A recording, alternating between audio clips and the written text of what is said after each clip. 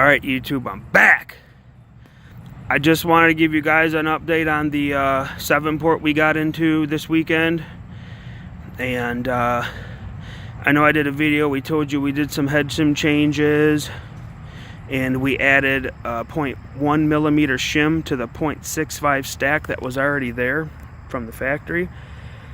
And that worked out pretty good with the P4 plug. But I didn't really like the way the P4 plug... I like a really hot plug, okay? Hot plugs always give me a clean bottom end that I can run on the rich side.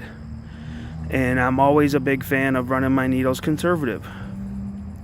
So the hottest plug I can run, I will do that. And on top of that, the P4s are in every hobby shop across America. So what I did, and this is probably the final tune from the standpoint of the head shim stacks. I added a 0.15. I took out the 0.1 millimeter shim and added a 0.5 millimeter shim. And now our total is a 0.8 millimeters on the shim stack. If you take all your shims, put them in between your calipers and measure them, this should measure 0.80 with a P3 plug and a 6 millimeter venturi. That's the biggest key right there, was getting that 6 millimeter venturi to work for me. And after I broke the motor in, it started to work better because it came up with power. You know, it's better to run the bigger venturis in while you're breaking it in because you can run the needles open quite a bit. But to me, I never got to the 7 millimeter. I ran the 6.5. I did run the 7 millimeter once, only for about a tank, and I didn't like it. It had too much power and I couldn't tune it because the engine was so new. So I've got about a half a gallon through the car now. It's finally starting to free up. It's still really tight. I still have to preheat it so it doesn't lock up my starter box. It still needs a lot more fuel ran through it, but it's stable. It's making tons of power, smooth power, just brutal power. I mean, this thing is ballistic, man. It's just awesome. I mean, it really is. But that 0.8 millimeters really toned it down to where it was very... I don't even know how to put it. I mean, I can't say not powerful because no matter what I do, it's just going to have tons of power. But it made it to where it wasn't so violent. I mean, this thing was like a light switch. That's what I don't want. Having a light switch type of deal is never good for anything. I mean, it breaks your car down. It's just too hard to drive consistently all the time. But adding those getting that shim stack to 0.8 millimeters really gave me a good linear ballistic power. I mean, I don't think we're ever going to get away from the fact that it's that powerful, but like I said, it tamed it down, and it really made it a joy to drive. It runs flawless. I mean, I had those Envision motors and I just fell in love with them when I had them. I just loved everything about them, the way they tuned, the type of power that they made, how responsive they were to pipes and stuff like that. So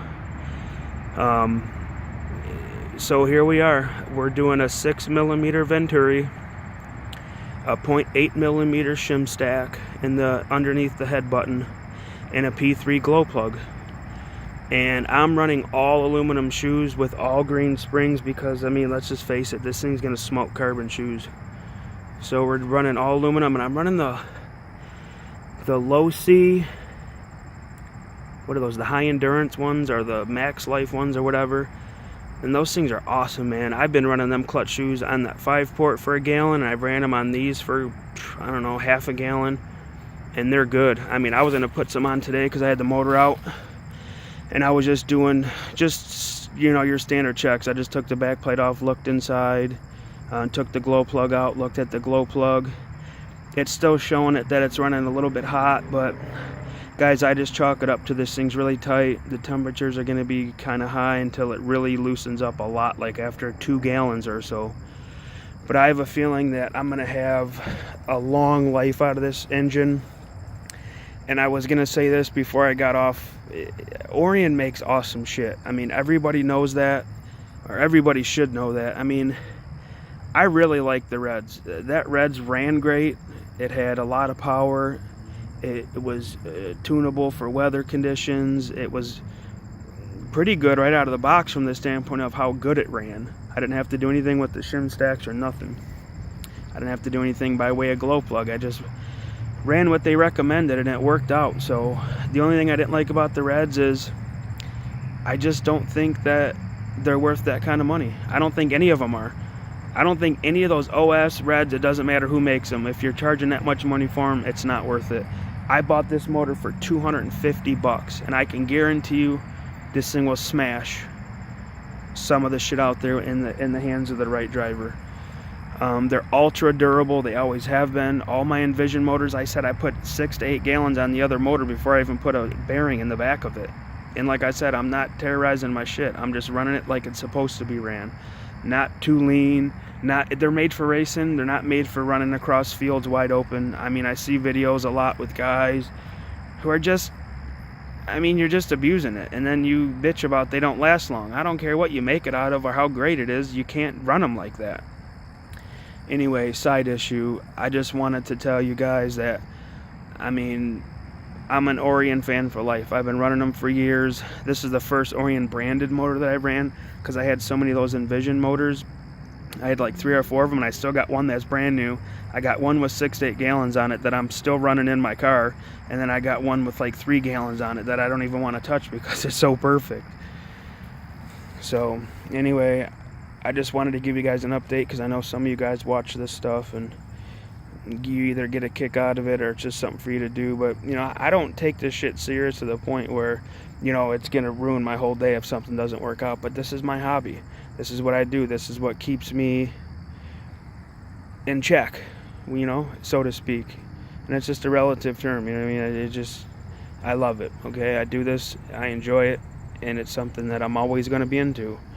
And I do videos like this just to help you guys out. I know that there's people out there that I don't say that they don't have the capability to learn, but maybe they don't have the time or the background or the patience, you know what I mean?